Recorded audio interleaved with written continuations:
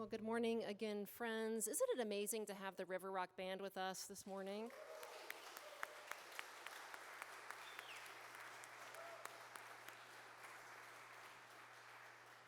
This is always one of the highlights of my year, and again next Sunday when the choir returns. It's stuff you just don't want to miss if you're around. You're in for a treat. So, friends, this summer, actually last spring, when I was in France, in the southwest of France, I was at a Buddhist monastery called Plum Village. One day I was sitting in the meditation hall, which is where we spent a lot of time, and in the meditation hall we would sit on little cushions. They were quite thin and right on the floor, so really we were basically sitting on the floor, sometimes for most of the day, minus some stretches or some bamboo stick exercises here and there. That's where we would be learning and taking in, and believe it or not, the time would fly, and I was never once bored. This one day, though, I was sitting there, and the woman in front of me, I couldn't help but notice that there was a spider crawling up her back. Now we're meditating, and the only sounds that are happening in the hall are really the occasional ring of the bell. And the purpose of the ringing of the bell is to call your mind back from wherever it might have been wandering. But my mind was often wandering about this spider. I was on this woman's back, and I found myself in this ethical quandary. I really didn't know what to do. Should I break the silence and gently tell the person in front of me that a spider was about to crawl into her hair? Or did I just return as best I could to my meditation and keep my eyes closed and focus on my breath? A friend on the cushion next to me saw that I was sort of struggling, not knowing what to do, and she had been there longer than I had. And she gently nudged me and said, "No, no, no, no," in her French accent. So I took a few more deep breaths, and I saw the spider then crawl onto this woman's shoulder and down her arm, where she gently just noticed it and picked it up and just set it on the floor. And we went on about our meditation.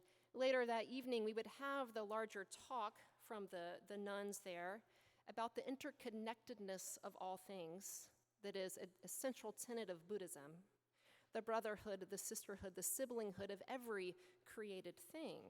And so we treat then, therefore, in that faith, every created and living thing with gentleness and tenderness and kindness, no matter what it is.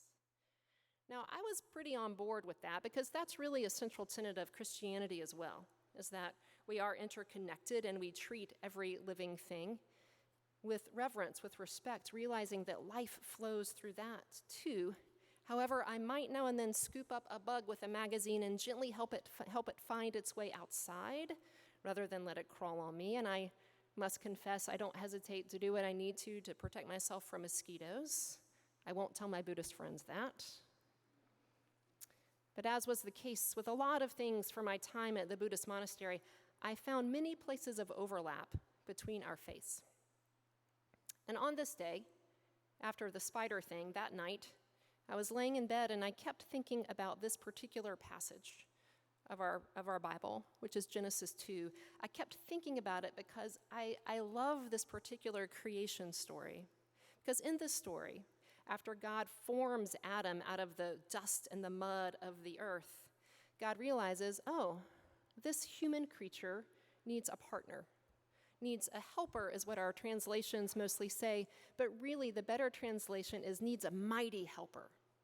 So God goes about to try to figure out what this mighty helper might be and begins then to fashion all of the animals of the ground, all of the birds of the air, all of the fish of the sea. And our story tells us that God then brings these animals to Adam, letting Adam name them. Now, I love this part, and I sort of in my mind have always envisioned Adam taking each animal or observing each animal, and a little bit like the Hogwarts sorting hat from Harry Potter, yelling out, "Cockatiel! Yeah, but not my partner. Giraffe! Cool creation, but not my partner." And on to dolphin, sloth, hummingbird, and so forth, but this beautiful picture of the first earth creature naming every other created thing. So let me pause before I go on with this and just say a little bit more about this scripture passage as a whole. Something that we do here at Hancock Church is when the new church year begins, when the program year begins, we begin our way through the narrative lectionary. We do that in this way. We begin in Genesis. We make our way through a section of the big Old Testament stories each year. We don't hit every one, but over 4 years, we will hit all of them. We make our way through that into the New Testament, into Easter, and into Pentecost. But today is the day where we begin at the beginning. In the book of Genesis, there are not one but two creation stories, which we often read together, but they're distinctly separate. And this matters. The second one, which we're in today, was likely edited or added around 500 BCE when the Israelites were taken into captivity in Babylon. And the reason that that matters is because if we don't know that, we really miss the underlying truth of the story. Here's why. When the Israelites were in Babylon, every single year, they were forced to watch a play, very, very ancient theater, of the Babylonian creation story. Now, the Babylonian creation story portrayed a world that was created by war, that was created by domination and trauma and violence. In that particular story, the world was made by the ways that the gods have had power over other created things. As the Israelites were forced to watch this and take it in on the regular, it was meant to be a warning that they might remember their place. So in contrast, the story that they wrote down, the one that we are given today, puts at its center the importance of partnership, of equality, of interconnection. It's a critique of power over, and it's in praise of power with. So here comes the first problem with a preposition, which is the perhaps odd title of my sermon today. And here it is. Most translations of the creation of the second human, who we would call Eve, say that a rib was taken out of Adam's side to create the woman. And it kind of leaves this sort of idea that the woman would not be if the man was not already made. But the actual word used here in the Hebrew is actually a little bit different. It tells us that God took something from Adam's side and made the woman. And there's a difference there. There's a difference in out of and from. The second human wasn't made out of the first, but from the first. And I think it's safe to say that if the woman had been the first to be made by God, that God would have made the man from her side, because the point is interconnection, not rank, not hierarchy, but everything in the story is about the with. Which brings us to the problem of the next preposition, which is over. Now, in the next chapter of Genesis, this is what we know well. It's Genesis 3, which is not our official text today, but it matters to this particular story. After Adam and Eve eat the fruit that they are not supposed to eat, there are, of course, consequences. And one of those is that the man will rule with the woman.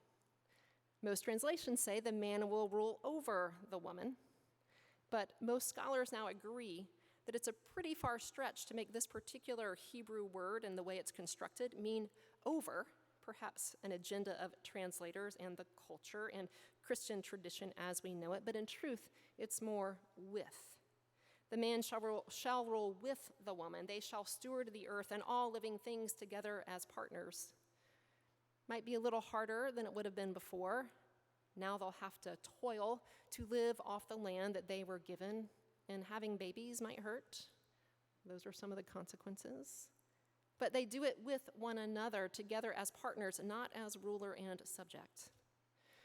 With and over. They do not mean the same thing, and in many ways they are opposites, especially when it comes to power. We can have power over someone, or together we can share power with someone.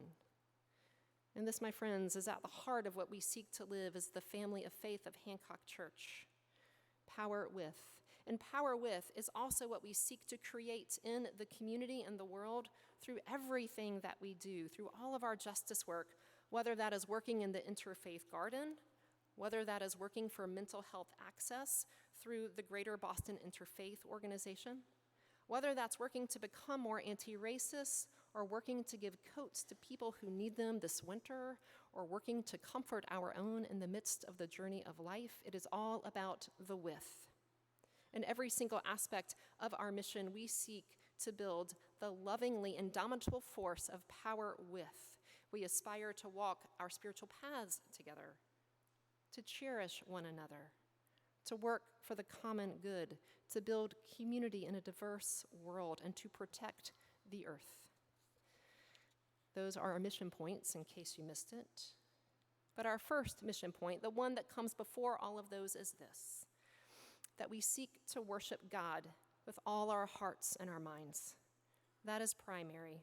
That's what leads to all the others, because in other words, when we say we worship God with all our hearts and minds, what it means is we seek love over dominance.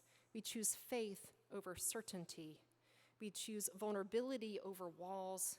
We choose realness over facades. We choose cooperation over competition. We choose community over isolation. So friends, today we start at the beginning, but it is a beginning. It was then and still is a beginning among many other options. We always have a choice, a beginning like in Eden or a beginning like in Babylon, a beginning that is founded on interconnectedness or a beginning that is based in hyper-individualism.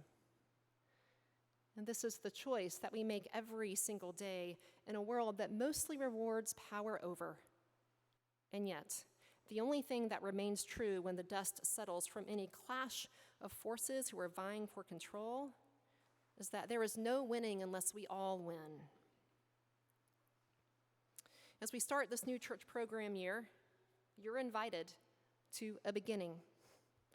Whether you've been here for years and years or whether this is your very first time with us, make this a beginning to grow in the deep truth of our interconnectedness, our interbeing, to put down the things that you might use to measure yourself by weighing if you're good enough to be loved, and instead to simply be with here and now, and let the truth of your belovedness that you never have to prove or earn steep into your being.